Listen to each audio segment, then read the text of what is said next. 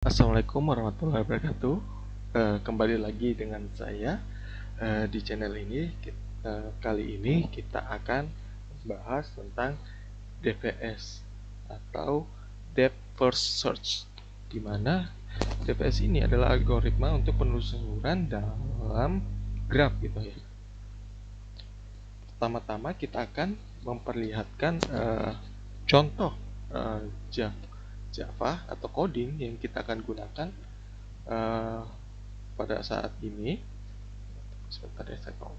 Ya, ini di sini adalah coding untuk DPS ya, penggunaan kata DPS, di mana nanti salah satu node akan menjadi akar dan salah satu juga akan menjadi tujuan gitu.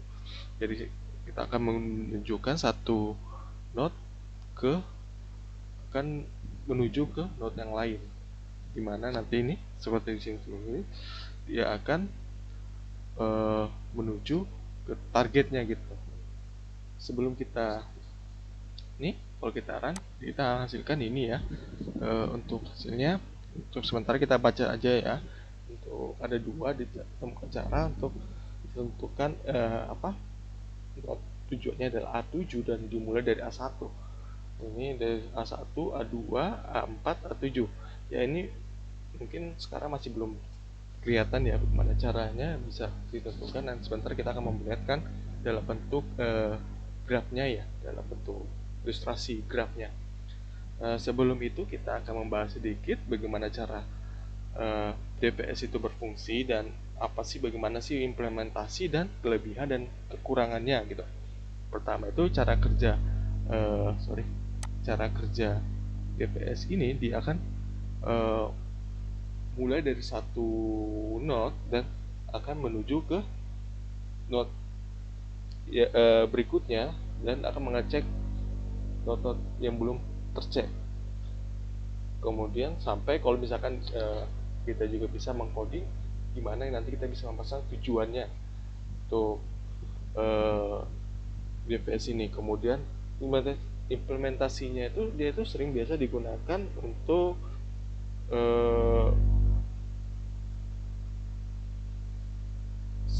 digunakan itu biasa secara rekursif ya, berbeda sama yang lain. Kemudian kelebihannya itu dia itu paling mudah digunakan dari temannya satu, yaitu BVS.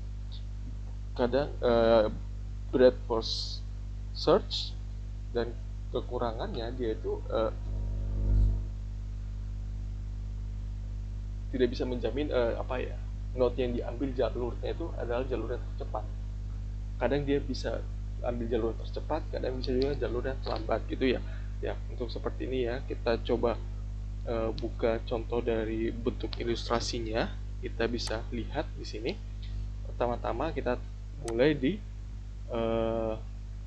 node satunya. Di node 1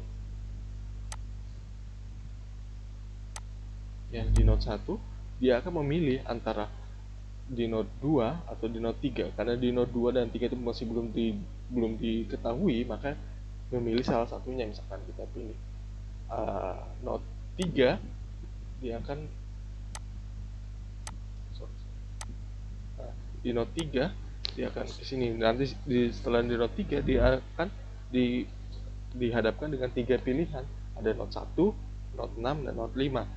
Karena node 1 sudah dicek, maka dia akan menghilangkan dari codingnya gitu ya. Dia akan mencek lagi yang sudah dicek gitu. Jadi pilihannya tinggal pilihan nomor 5 sama pilihan node nomor 6. Misalkan dia pilih node nomor 5, maka dia akan pilihannya buntu gitu kan, nggak bisa kemana-mana. Jadi dia harus kembali ke node 3. Ke node 3 situ harus mengambil ke node 6, karena pilihan 5 dengan 1 sudah dicek, tinggal node 6 yang belum. Kalau misalkan node 6 sudah diperiksa, kemudian jalur yang akan bisa dipilih adalah node 3 sama node 7. Kalau node 3 nya sudah diperiksa, maka dia akan pergi ke node 7 dan dia akan sampai ke node tujuannya. Itu ya. Misalkan kita mau jalur yang berbeda. Makanya itu kan tadi tuh saya bilang kalau DVS ini dia bisa menggunakan jalur agak lama, dia akan mengecek satu demi satu. Bisa juga dia menemukan jalur yang cepat juga ya.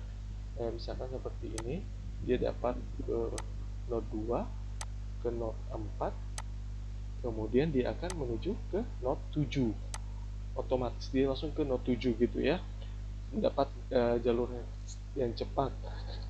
Jadi kesimpulannya itu di mana node DVS itu dia kerjanya itu mencari jalan sambil mencek satu persatu gitu ya. Itu aja ya, saya ucapkan banyak terima kasih. Mohon maaf kalau saya mengucapkan kata-kata yang salah atau ada yang saya ucapkan salah, mohon maaf. Maka itu saya akhiri. Assalamualaikum warahmatullahi wabarakatuh.